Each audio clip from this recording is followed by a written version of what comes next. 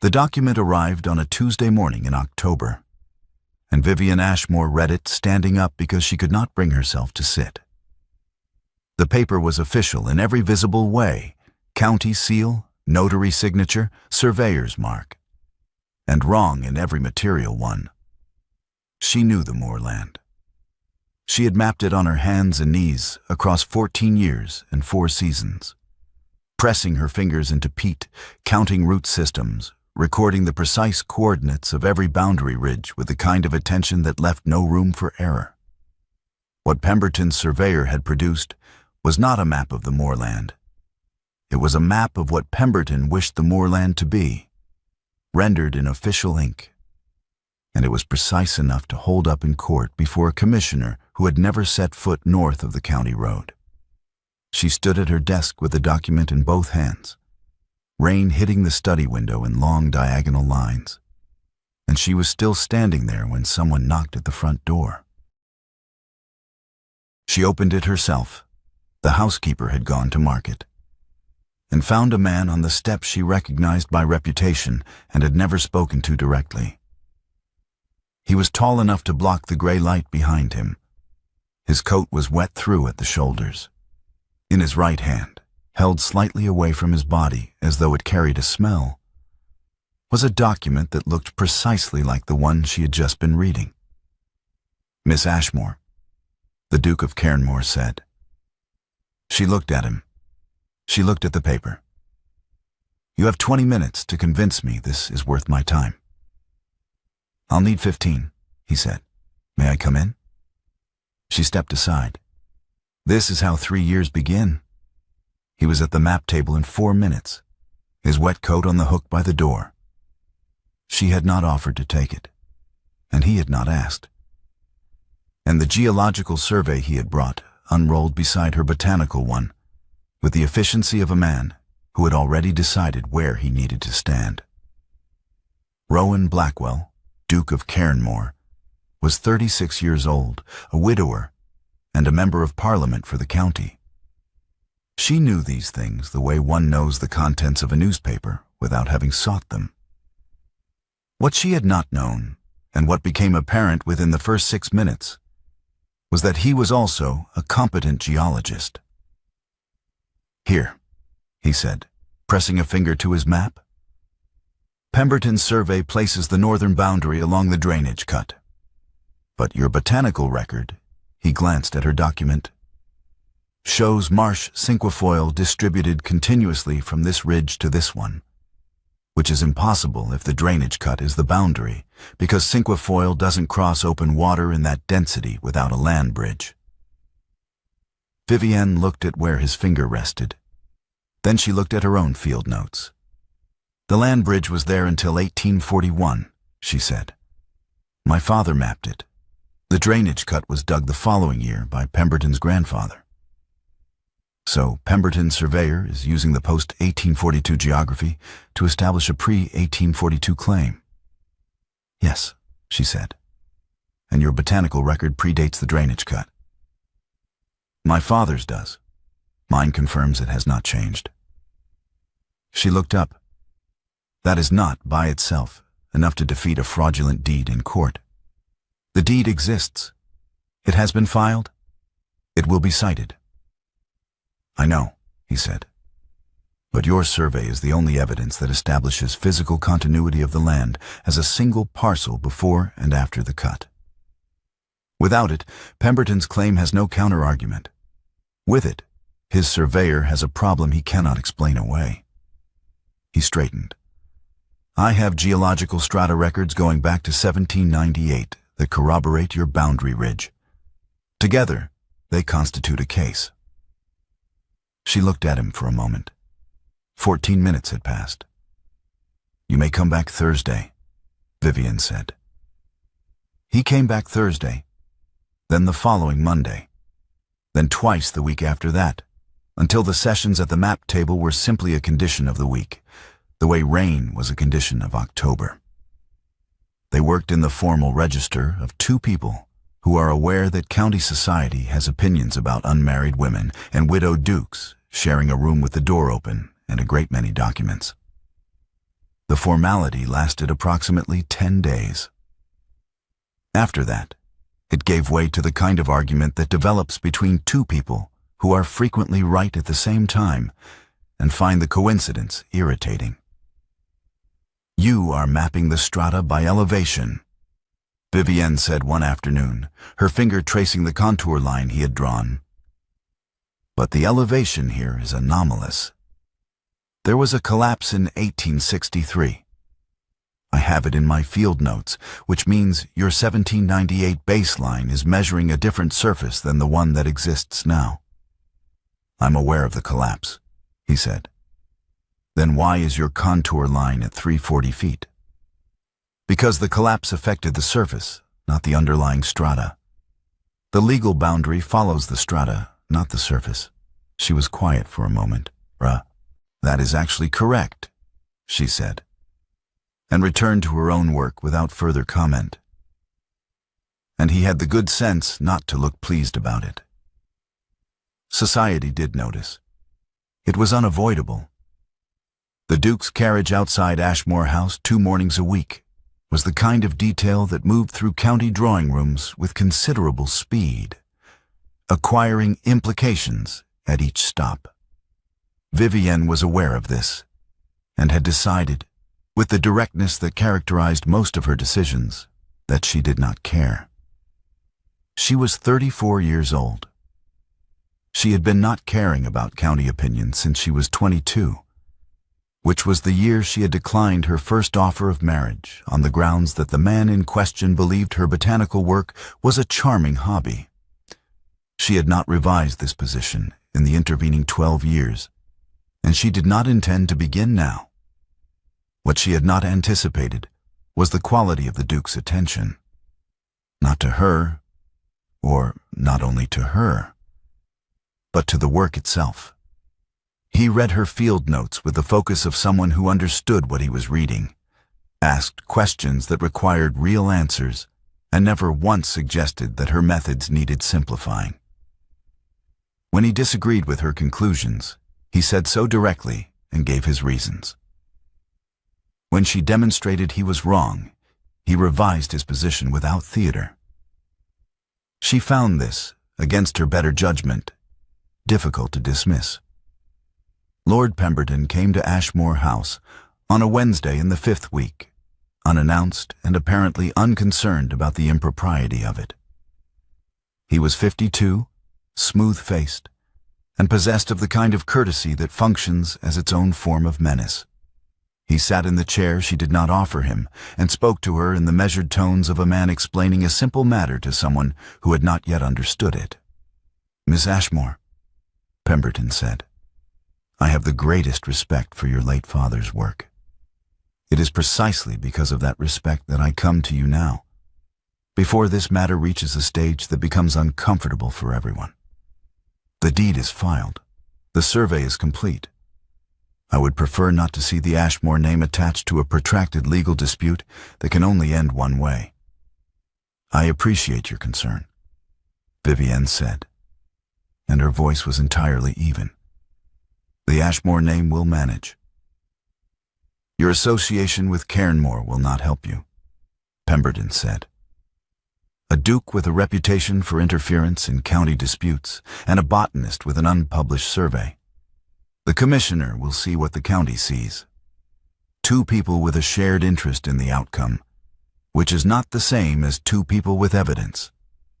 He said it pleasantly. That was the particular skill of men like Pemberton, the ability to issue a threat in the register of a kindness, so that the recipient could not object without appearing unreasonable.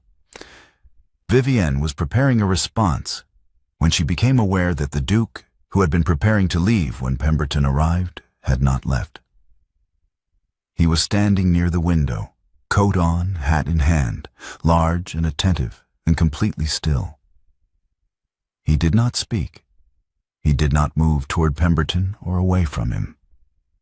He simply remained present, and his presence in the room had the effect of changing the room's proportions. Pemberton left 7 minutes later, still pleasant, still certain. After he was gone, Vivienne said nothing for a moment. Then she went to the side table and poured 2 cups of tea. She brought one to the Duke without comment and returned to the map table with her own. "Thank you," he said. "I was making tea," Vivienne said, and opened her field notebook. The following Tuesday, at the map table, he reached across her to correct the position of her finger on the boundary marker. She had been pointing to the wrong ridge, a half-inch discrepancy that would have misread the coordinate. His hand covered hers for a moment, redirected her finger to the correct point, and then stayed. 1 second, perhaps 2, the room was quiet. Neither of them said anything about it, and they returned to work, and the afternoon continued as though nothing had shifted. But something had. In the small and specific way that things shift when 2 people have decided, without discussing it, to be aware of each other. He proposed 6 weeks after that first wet Tuesday. They were in the Ashmore study after a long afternoon of cross-referencing survey dates, and he did it without preamble, which was the only style she would have believed from him. "I would like to marry you," the Duke said. She set down her pencil. "No. You haven't heard my... I don't need to." She was direct, and she was kind, and she was absolutely certain. "If we are allied in this case, and then we marry, every person in this county will conclude that you won my land for me, and I married you in gratitude. That conclusion will follow me after the case is resolved, after the deed is struck down, after I have published the survey. It will follow me longer than any of it. I will not put myself in that position." He looked at her steadily. "I am not trying to win anything for you. I am trying to fight beside you." "There is a difference," Vivienne said, "between fighting beside someone and deciding for them. You have not yet demonstrated that you understand what that difference means." She picked up her pencil. "When you do, the question will be worth revisiting." He left without arguing. She watched him go and noted, with a precision she applied to most things, that his expression was not wounded or angry. It was the expression of a man who has just been told something accurate about himself and does not yet know what to do with it. Autumn came in fully, and the work deepened. A shared shorthand developed across the weeks, geological notation and botanical classification borrowing from each other. 2 people whose minds moved in similar shapes, discovering the fact with mutual irritation and growing reliance. He began to anticipate which field note she would reach for. She began to finish his geological arguments before he completed them, which annoyed him considerably, and which she found she did not particularly want to stop doing. Pemberton delivered a settlement offer in the 8th week of autumn. It arrived by solicitor's letter, formally worded, apparently generous. It offered to drop the northern boundary dispute in exchange for a recorded easement across the southern meadow. Vivienne read it twice, identified the clause on the 3rd page that would effectively cede the northern moorland under a different legal instrument, and declined it in writing the same afternoon. She sent her response before she mentioned the offer to the Duke at all. He received a copy of her letter. She had copied him, as she copied him on all case correspondence, and said nothing about it when he arrived the following morning, except to place her response letter beside the settlement offer on the table and say, "The clause on page 3, I saw it too." "I know you did," Vivienne said. "I wasn't going to suggest you accept it. I know that too." She looked up, but I needed to decline it myself. He understood the distinction. She could see that he did, and it mattered to her that he did, though she did not say so. His second proposal came 3 weeks later. It was less certain than the first. The arrogance had reduced by a visible degree, replaced by something that looked more like genuine uncertainty, which suited him better. "I know your objection," he said. "I have been thinking about it. I believe I understand the difference you described. What do you understand? Vivienne asked. That fighting beside you means bringing what I know and leaving the decisions to you. That deciding for you means assuming I know better than you what outcome you can bear. He paused. I think I have been doing the former. I want to be sure you agree. She stood at the window for a long moment, looking out at the November garden where nothing was flowering. Then she turned back. I don't disagree with what you've said, she told him. But understanding a principle and having demonstrated it over time are two different things. Ask me again when the difference is not theoretical. The refusal took longer this time. He noticed. She noticed that he noticed and said nothing about it. And they returned to work. They walked the contested moorland together in late November to verify her boundary survey against the physical terrain, a necessary step before the county hearing, and one that required two people because the ridge coordinates needed simultaneous readings from both ends. The moor was wet, and the shale along the northern ridge was treacherous after 3 days of rain.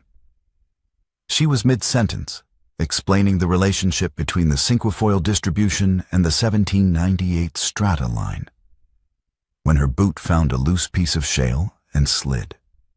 She went sideways, and he caught her. Both hands, at her waist, the grip firm and immediate. He held her for 3 full seconds while she found her footing on the wet ground, and then released her, and she stepped away and continued the sentence she had been in the middle of. And he listened to it, and they walked on. Neither of them mentioned it. 2 days later, Nell came to Vivienne's study in the early morning and stood in the doorway with her hands clasped and her face arranged in the particular stillness of someone who has decided to say a hard thing and is afraid of what comes after.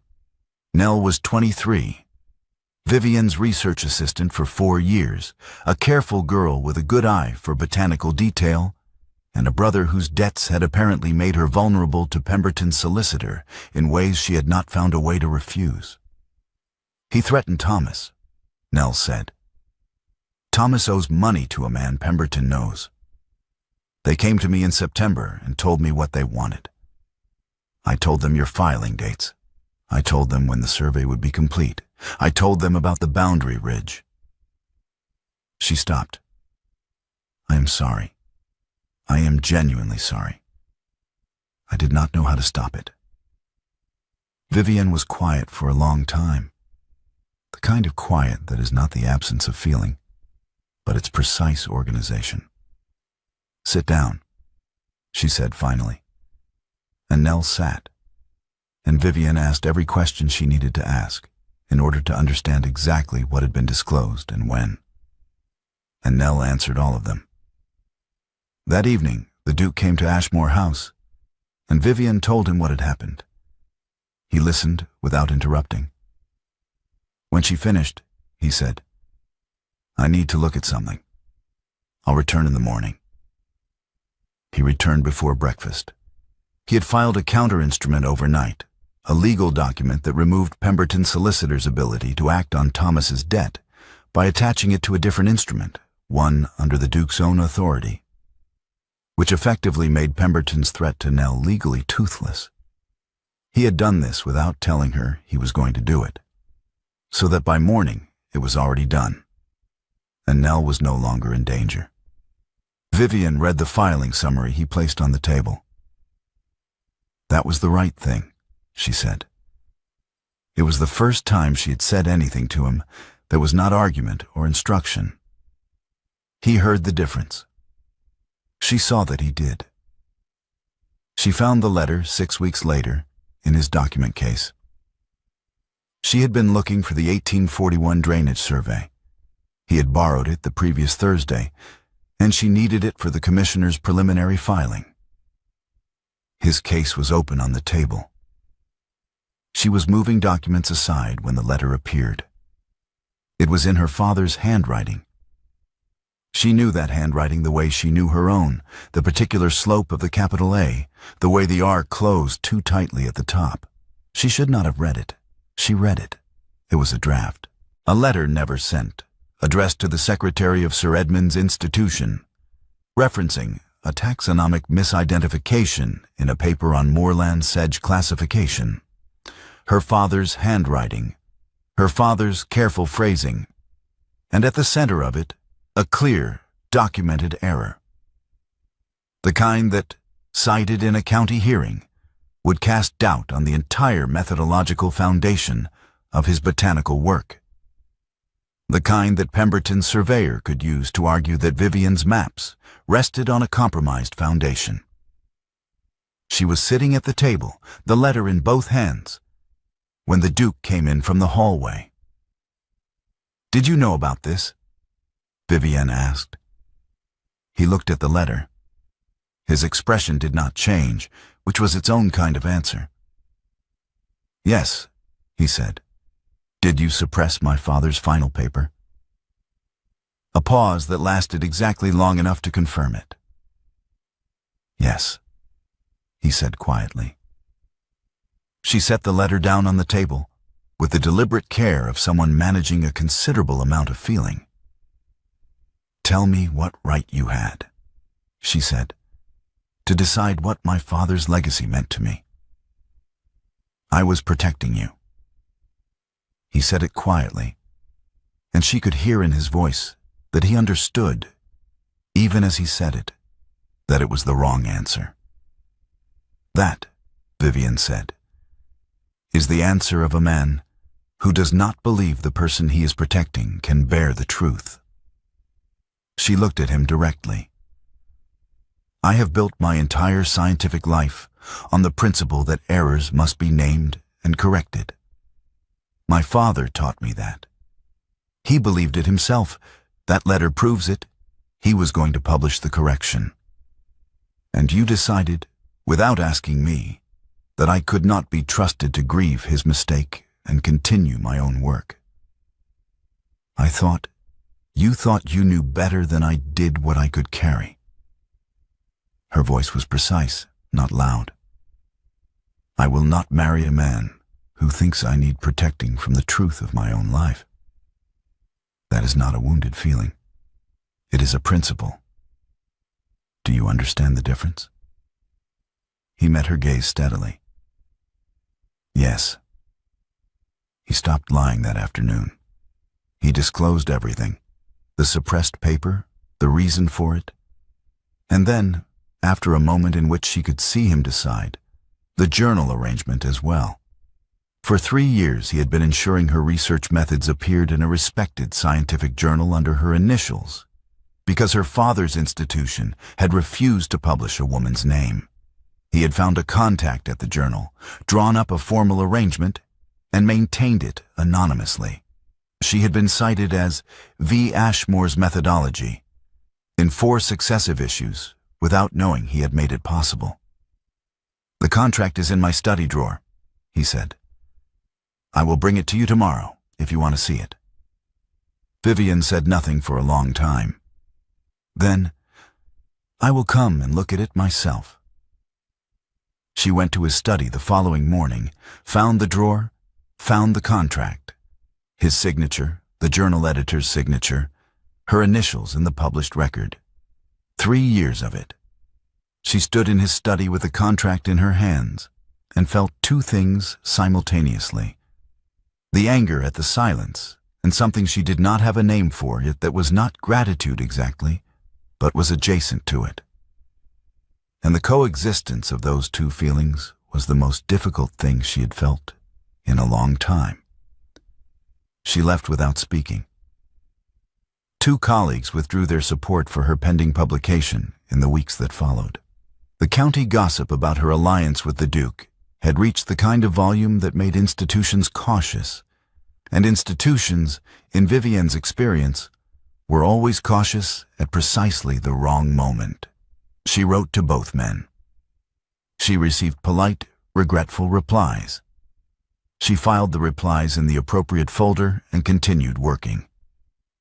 She had been cited in that journal for 3 years. Her methodology, under her initials, had been read by botanists in 4 counties. She had simply assumed, that her father's institution had quietly revised its position, or that the journal editor had acted on independent principle. She had not questioned it because she had wanted it to be true, and the recognition that she had accepted a benefit without examining its origin sat uncomfortably alongside her anger at the man who had arranged it. She did not stop being angry. She continued working. The night before her counter-survey was complete, the final document, the one that would go before the commissioner, she worked past midnight and then past 1. And somewhere between 1 and 2, she fell asleep at the desk, with her cheek on her field notes and the lamp burning low. The Duke found her there. He had come to return the 1841 drainage survey, and he had knocked. And when no answer came, he had tried the door and found it unlocked, which was unlike her, and found her asleep at the desk, which was also unlike her. He set the survey on the side table. He looked at the field notes spread across the desk, 15 years of science, organized and cross-referenced and annotated in her precise hand. And he sat down in the chair across from her and began to read. He read for 2 hours, the full scope of what she had built, for the first time taking in all of it at once, not the sections he had seen piecemeal during their working sessions, but the whole, from her earliest field notes in 1867 to the completed counter-survey she had finished that evening. When she woke, he was still there, the lamp nearly out, her notes in his hands. She looked at him without speaking for a moment. "You were right about everything," he said. "The methodology, the boundary readings, the cinquefoil distribution. Every conclusion you drew is supported 3 times over. Pemberton's surveyor has no answer for this. None." Her hand was resting on the desk near his. She did not move it. "I want to ask you something," he said. "Not a proposal, a question." He looked at her hand near his, and then at her face. "Will you tell me what changed between your first refusal and now?" Vivienne considered this. Outside, rain had started again, hitting the study window in the same diagonal lines it had hit on the morning he first arrived. "I will think about it," she said.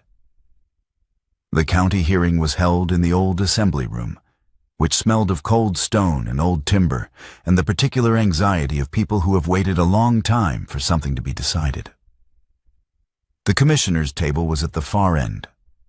Pemberton sat to the left with his solicitor and his surveyor. Vivienne sat to the right with her documents and the Duke beside her, and 2 of her colleagues who had withdrawn their support were present in the room. She had seen them come in and had not acknowledged them. Pemberton's solicitor presented the fraudulent deed first, then the survey, then the geological evidence, and then, with the smoothness of a man who has prepared this particular blow carefully, produced a copy of Sir Edmund Ashmore's final paper, the one with the taxonomic error. The solicitor read the relevant passage aloud and argued in measured legal language that the misidentification of moorland sedge in Sir Edmund's foundational work undermined the botanical methodology his daughter had inherited, that her maps therefore rested on a compromised foundation, and that the commissioner should weigh this heavily before accepting her survey as authoritative. The room was quiet when he finished. Then the Duke of Cairnmore rose. "I would ask the commissioner's permission to present a document," he said. The commissioner looked at him. "You may present it." He placed the suppressed paper on the commissioner's table. Not a copy, the original, with Sir Edmund's corrections in the margins, the draft apology attached, and a cover letter from the Duke himself explaining when he had obtained it and why he had held it. He presented it completely, error and all, and then he presented Vivienne's counter-survey. Miss Ashmore identified her father's misidentification independently. He said, his voice carrying clearly in the stone room. Her field notes record the correction in 1879, 2 years before the boundary dispute began, and her counter-survey is built on the corrected classification. Her maps do not inherit the error because she found it first and corrected it. The error does not undermine her methodology. It demonstrates it. He paused. I would also ask the commissioner to note the date on which Pemberton's fraudulent deed was filed. He produced a second document, and the date on which I can demonstrate Pemberton's surveyor received a copy of Sir Edmund's paper. The surveyor used a document he knew to be in dispute. He used it knowing the correction existed. Pemberton's solicitor began to speak. The commissioner held up a hand. The commissioner read for 11 minutes. The room was silent in the particular way of rooms where something is being decided that cannot be undecided. Vivienne sat with her hands folded on the table and her field notes in front of her and looked at the far wall. And she breathed, and she waited. Pemberton's claim collapsed in the 12th minute, when the commissioner set down the documents and said, "The fraudulent deed is struck from the county record. The boundary as established by the Ashmore survey is confirmed." He looked at Vivienne. The counter-survey is entered into the county record under the name of its author, Miss Vivienne Ashmore. Her full name read aloud in that room, before the commissioner and Pemberton and the Duke and the 2 colleagues who had withdrawn their support and were now sitting very quietly near the back wall. She allowed herself one moment, one precise, private moment. And then she gathered her field notes and stood. That evening, the Duke came to Ashmore House for the last time as someone who had not been given permission to keep coming. "I am not going to propose," he said, when she had let him in and they were standing in the study. "I want to ask something different. May I keep coming to Ashmore House?" Vivienne looked at him. "I have a condition." "Tell me," he said. "When something affects me," she said, "you tell me first. Before you act, before you decide. You tell me and you let me decide what to do with it." He answered without hesitation, "Yes." He did not bargain. He did not qualify it or add a provision or suggest there might be exceptions. He simply agreed. "Then yes," Vivienne said. "You may keep coming." The following morning she was in the greenhouse, repotting a specimen she had feared losing during the weeks of the hearing, a small sedge she had collected on the moorland in 1874 and which had been neglected in the rush of the final case preparations. She was working with her hands in the soil, her back to the door, when she heard him come in. She did not turn. "You may have been right about one thing," she said. He was quiet for a moment. "Which thing?" She turned. She crossed the distance between them, and she kissed him, deliberate, unhurried, the way she did most things she had decided to do.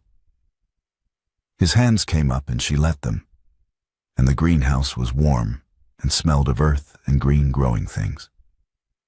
And outside the April morning was coming in through the glass. When she stepped back, she looked at him with the expression she reserved for conclusions she had reached after sufficient evidence. "I'll let you know," she said, "after I decide whether you've earned a second." He said, "I intend to earn it." "I know you do," Vivienne said, and returned to her sedge. 2 years passed in the manner of years that are being lived rather than endured. In real conversations that went long into the evening, in shared fieldwork across the moor in every season, in arguments about methodology that resolved into agreements neither of them had anticipated reaching. Her name appeared on every publication. The journal that had been running her methodology anonymously for 3 years published a full paper under her complete name in the spring of 1881, and the editor wrote to her directly to say that the previous arrangement had been a compromise of his institution's principles, and that he was glad to correct it. She read the letter twice and put it in the appropriate file and did not discuss it with the Duke, because some things did not require discussion. He continued to come to Ashmore House. The county, which had expected scandal and received instead two people who worked together with evident mutual respect and occasional visible irritation, eventually lost interest in the question of what was happening between them and turned its attention to other matters. This suited Vivienne entirely. In April of 1882, the study at Ashmore House held two sets of field notes on the same table. Both under her name, both current, both in progress. His handwriting appeared in the margins of her botanical observations where he had added geological correlations, and hers appeared in the margins of his strata records where she had added root system data. The work had become genuinely shared in the way that things become shared when two people stop keeping score. On the table beside the notes, a new specimen label sat in his handwriting, careful and precise, the name of a sedge variety she had identified on the northern ridge the previous autumn, a species not previously recorded in the county record. He had written her name on the label in full, the date of discovery, and the location: Northern Boundary Ridge, Ashmore Moorland. Below it, in smaller letters, the notation that would go into the county's natural history record. Discovered and classified by Miss Vivienne Ashmore, October 1881. She had chosen him. He had earned it. The morning light came through the study window in long, clean lines, and both sets of notes were open, and the work continued.